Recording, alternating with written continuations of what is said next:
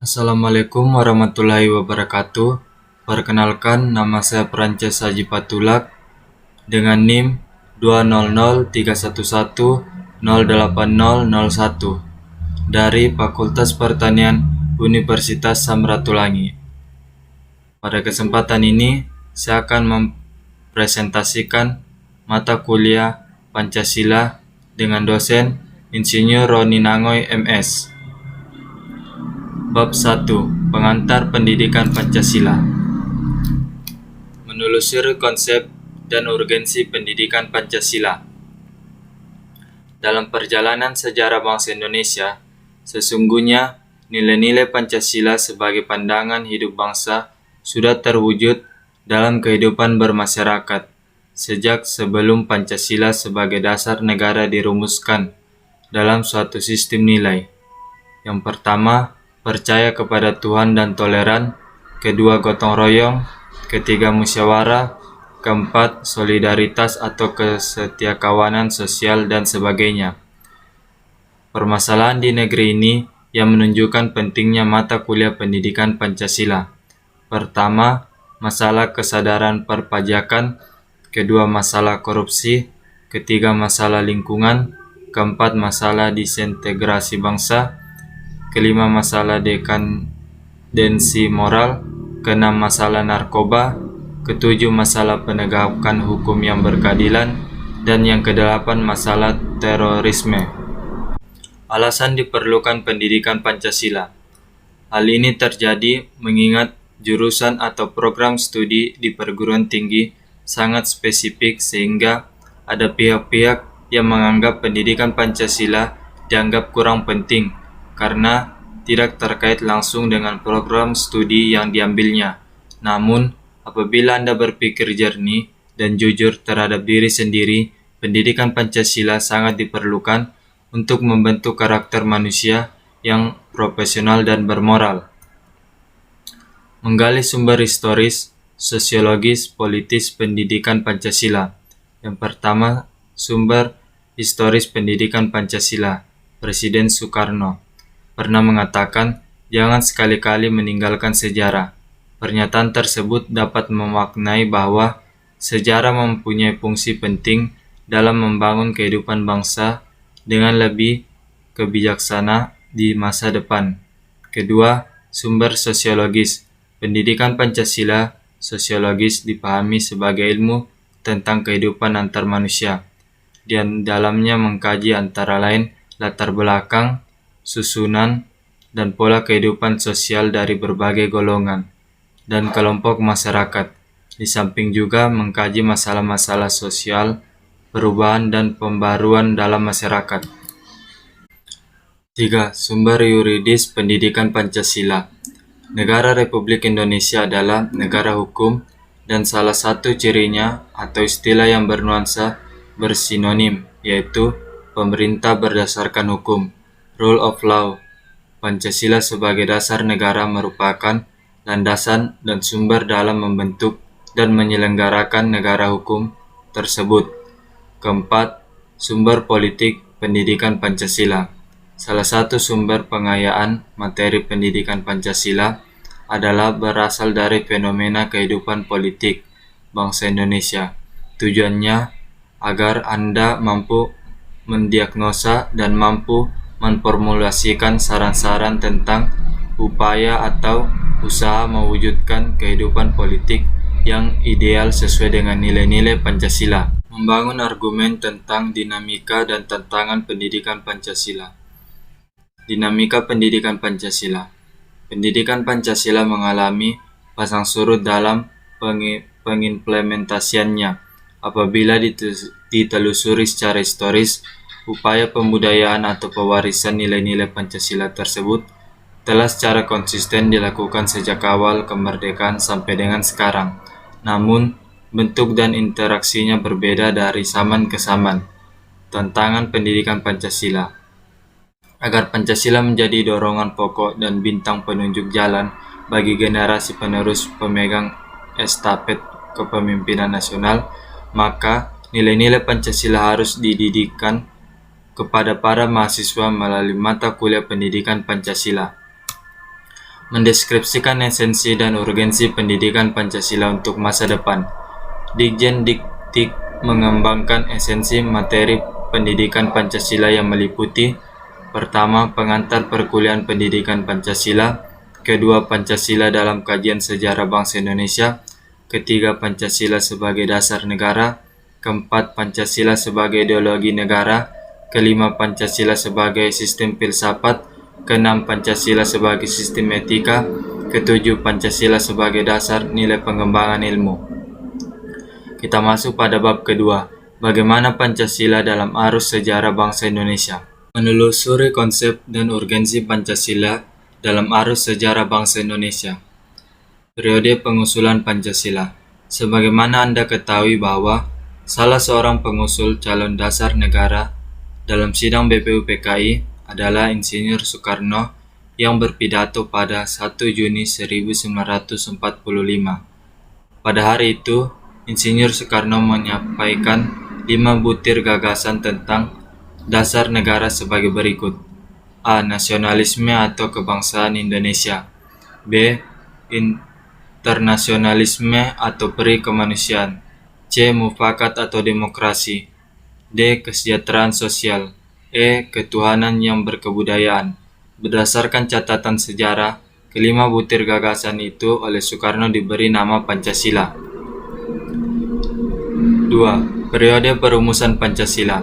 Pada alinea keempat Piagam Jakarta terdapat rumusan Pancasila sebagai berikut.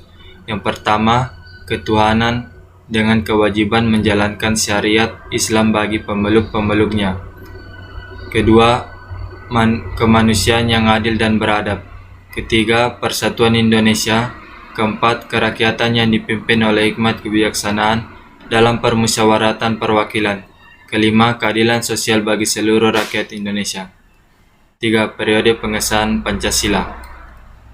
Alasan diperlukannya Pancasila dalam kajian sejarah bangsa Indonesia. Yang pertama, Pancasila sebagai identitas bangsa Indonesia. Kedua, Pancasila sebagai kepribadian bangsa Indonesia. Ketiga, Pancasila sebagai pandangan hidup bangsa Indonesia. Keempat, Pancasila sebagai jiwa bangsa. Kelima, Pancasila sebagai perjanjian luhur. Menggali sumber historis, sosiologis, politis tentang Pancasila dalam kajian sejarah bangsa Indonesia. Yang pertama, sumber historis Pancasila. Nilai-nilai Pancasila sudah ada dalam adat istiadat, kebudayaan, dan agama yang berkembang dalam kehidupan bangsa Indonesia sejak zaman kerajaan dahulu. Yang kedua, sumber sosiologis Pancasila. Nilai-nilai Pancasila, ketuhanan, kemanusiaan, persatuan, kerakyatan, dan keadilan secara sosiologis telah ada dalam masyarakat Indonesia sejak dahulu hingga sekarang. Salah satu nilai yang dapat ditemukan dalam masyarakat Indonesia sejak zaman dahulu hingga sekarang adalah nilai gotong royong. Ketiga, sumber politis Pancasila. Nilai Pancasila misalnya nilai kerakyatan dapat ditemukan dalam suasana kehidupan pedesaan yang pola kehidupan bersama yang bersatu dan demokrasi yang dijiwai oleh semangat kekeluargaan. Membangun argumen tentang dinamika dan tantangan Pancasila dalam kajian sejarah bangsa Indonesia.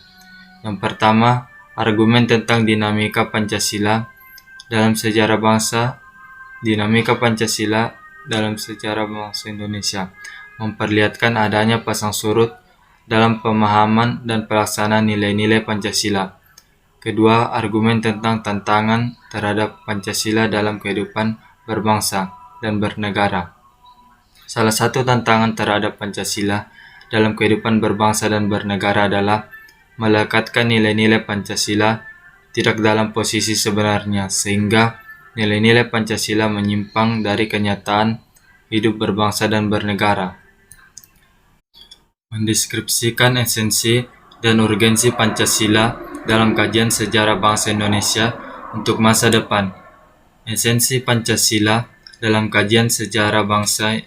Pancasila dikatakan sebagai dasar filsafat negara karena mengandung unsur-unsur sebagai berikut. Yang pertama, alasan filosofi berdirinya suatu negara. Kedua, setiap produk hukum di Indonesia harus berdasarkan nilai Pancasila. Kita masuk pada bab ketiga.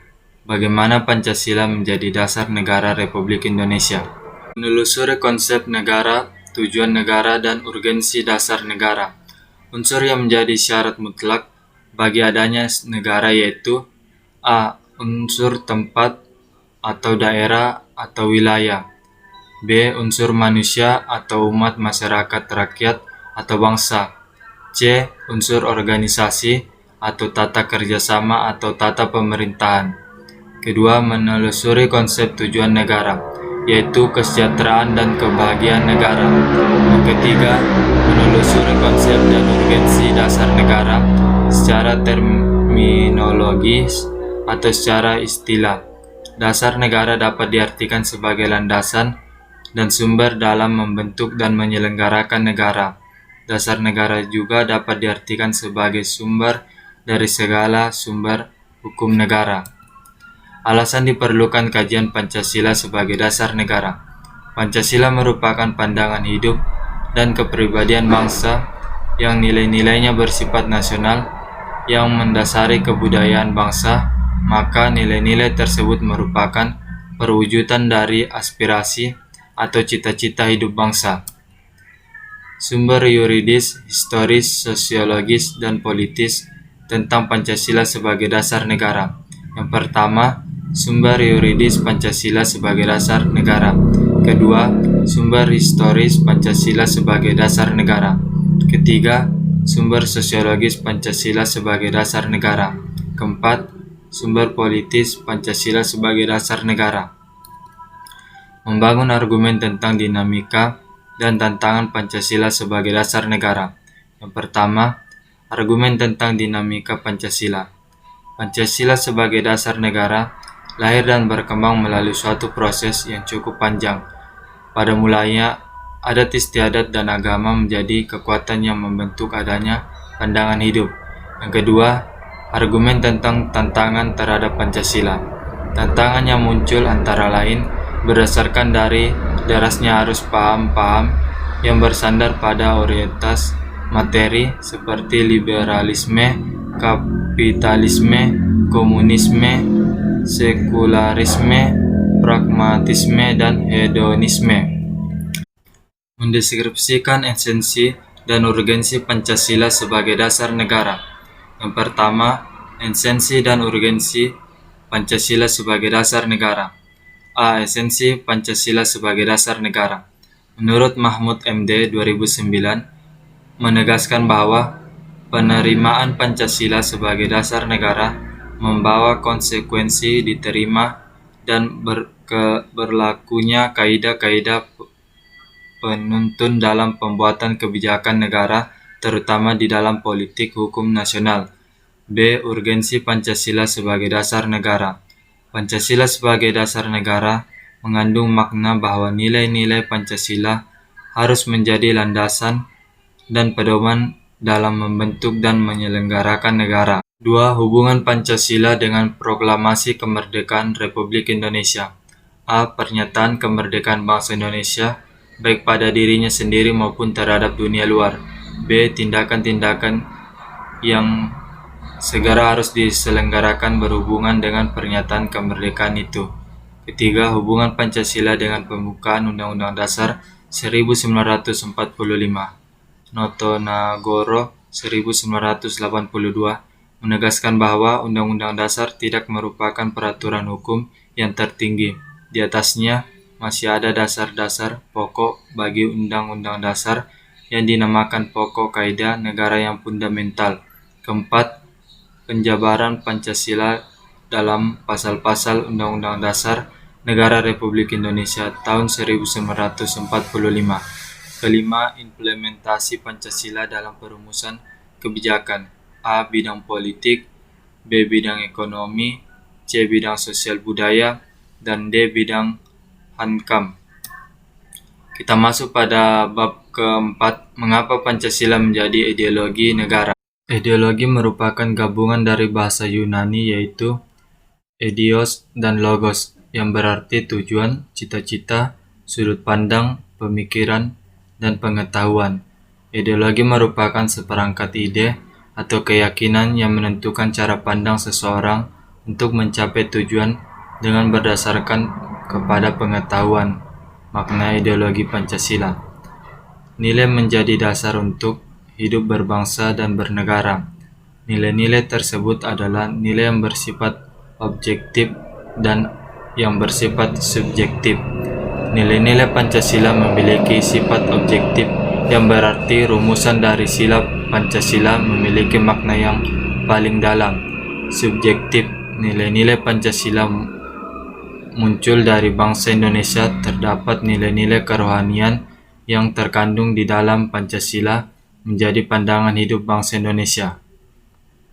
Fungsi ideologi Pancasila, sarana pemersatu bangsa Indonesia.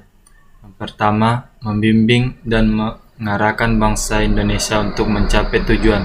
Yang kedua, memberikan motivasi untuk menjaga dan memajukan jati diri bangsa Indonesia. Ketiga, menunjukkan jalan serta mengawasi dalam upaya mewujudkan cita-cita yang terkandung dalam Pancasila. Kita masuk pada bab kelima. Mengapa Pancasila merupakan sistem filsafat? Filsafat. Secara etimologis, filsafat berasal dari bahasa Yunani yaitu philosophia. Kata itu terdiri dari kata philos, philein, yang mempunyai arti cinta, pecinta, mencintai, dan sophia yang berarti kebijakan, kearifan, hikmah, hakikat, kebenaran. Jadi, secara harfiah istilah filsafat adalah cinta pada kebijaksanaan atau kebenaran yang hakiki. Pancasila sebagai filsafat. Pancasila bersifat koheran, saling berhubungan erat, menyeluruh, mencangkup segala hal yang terdapat dalam kehidupan manusia, mendasar suatu perenungan yang dalam, spekulatif, buah ide atau diskusi atau pengarahan. Mengapa manusia memerlukan filsafat? Yang pertama, dapat menghadapi masalah, problem dalam hidup kita sehingga mendapat solusi dari masalah tersebut.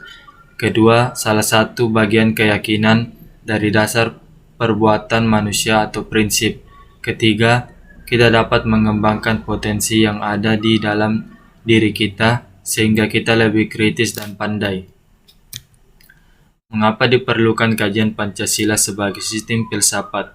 Yang pertama, Pancasila sebagai genetipus objektivus, artinya nilai-nilai Pancasila dijadikan sebagai objek yang nilai filosofinya diteliti berdasarkan cabang ilmu filsafat yang berkembang di Barat. Kedua, Pancasila sebagai genetipus subjektivus, artinya nilai-nilai Pancasila digunakan untuk mengkritisi berbagai aliran filsafat yang berkembang, baik yang bertentangan atau tidak dengan Pancasila. Menggali sumber historis, sosiologis, dan politis tentang Pancasila sebagai filsafat. A. Sumber historis. Sila pertama. Sejarah mengenai masuknya agama di negara Indonesia yang dibawa oleh penjajah. Yang kedua, sila kedua. Nilai kemanusiaan yang dilahirkan dari pengalaman Indonesia sendiri, yaitu nilai internalisasi atau pre-kemanusiaan dan hak asasi manusia. Sila ketiga yaitu bangsa Indonesia mencerminkan kebersatuan, keberagaman yang berbeda di Indonesia. Keempat, sila keempat. Sila ini mengandung kata demokrasi, yaitu pemerintahan dari rakyat untuk rakyat. Kelima, sila kelima yaitu sila untuk menciptakan keadilan. B. Sumber sosiologis. Yang pertama, kelompok masyarakat awam yang memahami Pancasila sebagai sistem filsafat yang sudah dikenal dari pandangan hidup agama budaya. Yang kedua, masyarakat ilmiah atau akademisi yang memahami Pancasila sebagai sistem filsafat melalui teori yang bersifat akademis. C. Sumber politis. Yang pertama, persidangan BPUPKI. Yang kedua, pidato 1 Juni. Membangun argumen tentang dinamika Pancasila. Dinamika Pancasila sebagai sistem filsafat. Yang pertama, era Soekarno, yaitu era Pancasila merupakan nilai asli bangsa Indonesia. Yang kedua, era Soeharto, yaitu era di mana Pancasila sebagai sistem filsafat yang berkembang ke arah yang lebih praktis atau pandangan hidup masing-masing. Yang ketiga, era reformasi, yaitu era Pancasila sebagai dasar negara dan pandangan hidup bangsa. Tantangan Pancasila yang pertama, kapitalisme, yaitu aliran yang meyakinkan kebebasan individu pemilik modal untuk mengembangkan usahanya dalam rangka mencari keuntungan sebesar-besarnya. Yang kedua, komunis, yaitu muncul sebagai reaksi dari kapitalisme meyakinkan bahwa kepemilikan modal dikuasai oleh rakyat atau keuntungan diberikan oleh negara kepada rakyat. Keenam, bagaimana Pancasila menjadi sistem etika. Pancasila sebagai sistematika merupakan way of life atau jalan hidup bangsa Indonesia dan merupakan struktur pemikiran yang disusun untuk memberikan tuntutan, panduan, acuan kepada warga Indonesia dan bersikap dan bertingkah laku. A. Menelusuri konsep dan urgensi Pancasila sebagai sistem etika. Konsep Pancasila sebagai sistem etika. Etika berasal dari bahasa Yunani yaitu ethos, yang berarti sebagai kebiasaan, adat istiadat. Secara etimologis, etika berarti ilmu yang membahas segala sesuatu yang biasa dilakukan atau adat kebiasaan. Dalam hal ini, tata cara hidup yang baik dan diwariskan turun-temurun. Ciri-ciri etika. Yang pertama, etika tetap berlangsung, berjalan tanpa orang lain menyaksikan. Yang kedua, etika bersifat absolut atau mutlak.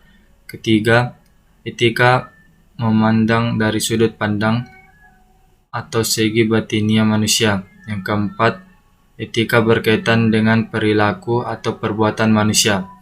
Perbedaan etika, etiket, dan kode etik. Etika berasal dari bahasa Yunani yaitu ethos. Kita berbicara tentang hati nurani atau batinia.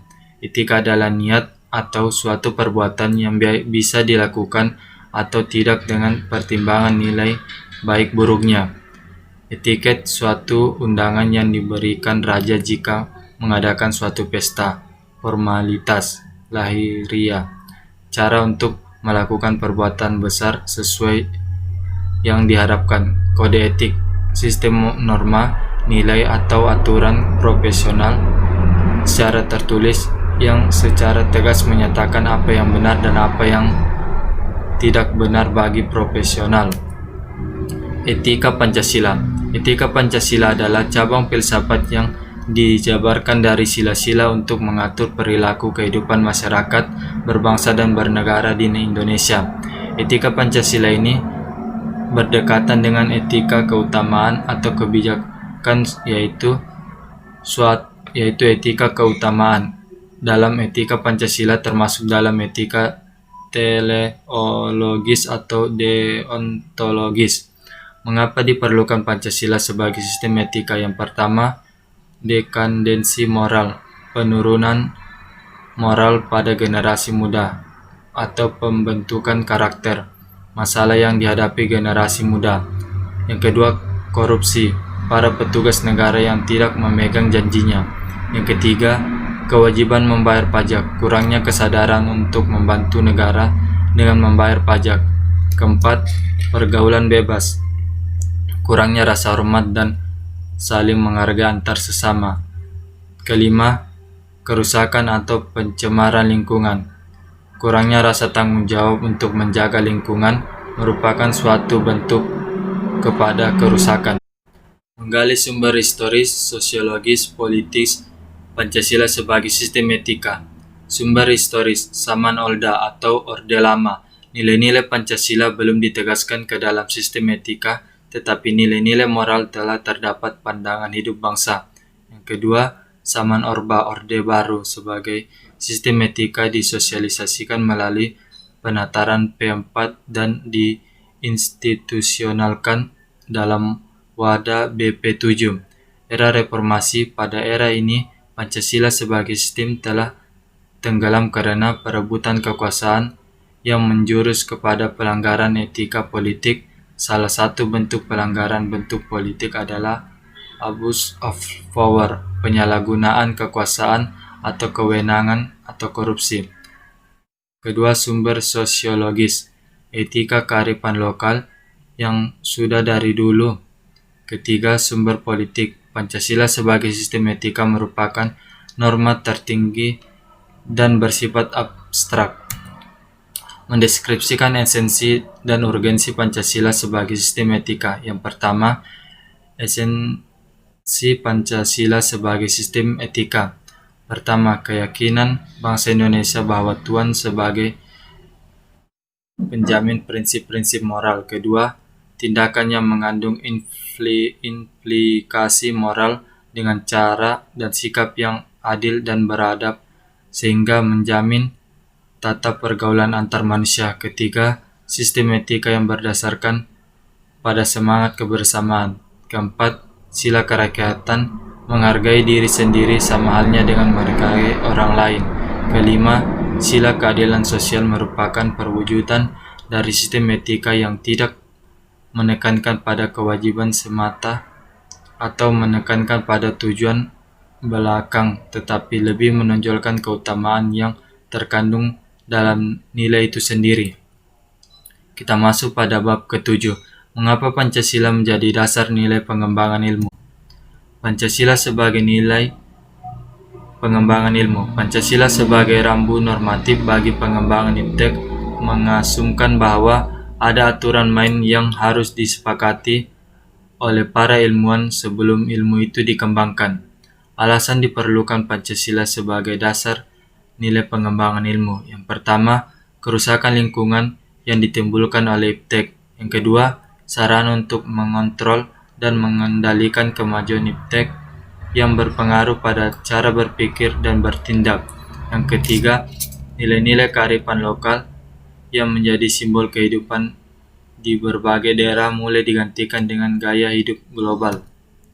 Membangun argumen tentang dinamika dan tantangan Pancasila sebagai nilai pengembangan ilmu.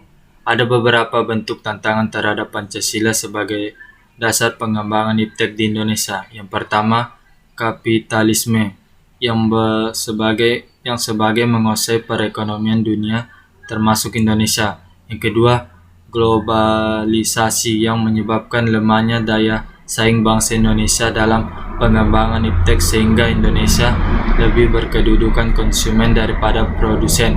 Yang ketiga, konsumerisme menyebabkan negara Indonesia menjadi pasar bagi produk teknologi negara yang lebih maju ipteknya. Yang keempat, pragmatisme yang berorientasi pada tiga ciri yaitu workability, satisfaction, dan result. Mendeskripsikan esensi dan urgensi Pancasila sebagai dasar nilai pengembangan ilmu untuk masa depan. Sila pertama, ketuhanan Yang Maha Esa, memberikan kesadaran bahwa manusia hidup di dunia ibarat sedang menempuh ujian dan hasil ujian akan menentukan kehidupannya. Yang kedua, sila kedua, asas kemanusiaan atau humanisme, menghendaki agar perlakuan terhadap manusia harus sesuai dengan kodratnya. Sila ketiga, kerjasama yang bersinergi antar individu dengan kelebihan dan kekurangan masing-masing akan menghasilkan produktivitas yang lebih tinggi. Sila keempat mengandung arti bahwa pembentukan negara Republik Indonesia ini adalah oleh dan untuk semua rakyat Indonesia. Sila kelima, memberikan arahan agar tidak terjadi jurang pemisah agar kesejahteraan negara Indonesia tetap terjaga. Demikianlah hasil pemaparan materi dari saya. Jika ada salah kata mohon dimaafkan. Terima kasih.